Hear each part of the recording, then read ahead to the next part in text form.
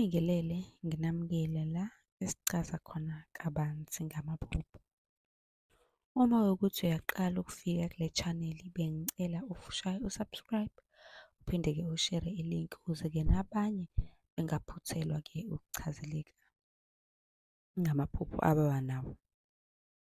Uma wukuthi le video ibona ku-TikTok, shaya u-follow, ungi-inbox, ucele inamba ukuze uzongibhalela ku-WhatsApp ungibuze noma ngabe inini.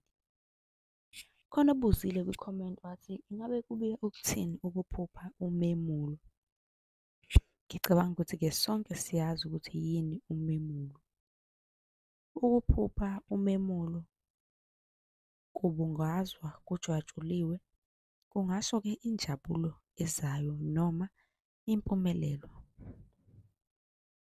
Kodwa ukuphupha umemulo kukuhle kujwatshuliwe, kungasho ukuthi kukhona ubunzima obuzayo noma isifo esizofika nje maduzane emndenini okuzomele nisilindele. Leli phupho lingasho ukuthi khona ilunga lomndeni elizoshona noma-ke loyo ombonayo ephusheni evunulile embethe uyena. Kungenzeka ukuthi khona ubunzima abhekane nabo noma asazobhekana nabo noma njengamanje usebunzimeni udinga usizo lwakho.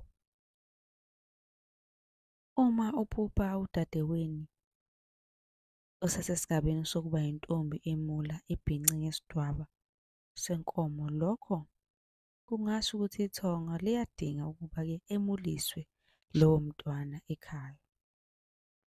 Uma ukuthi akazi usubscribe, ngicela ushaye usubscribe bese ubuza-ke ku-comment section umbuzo onawo sikuchazele.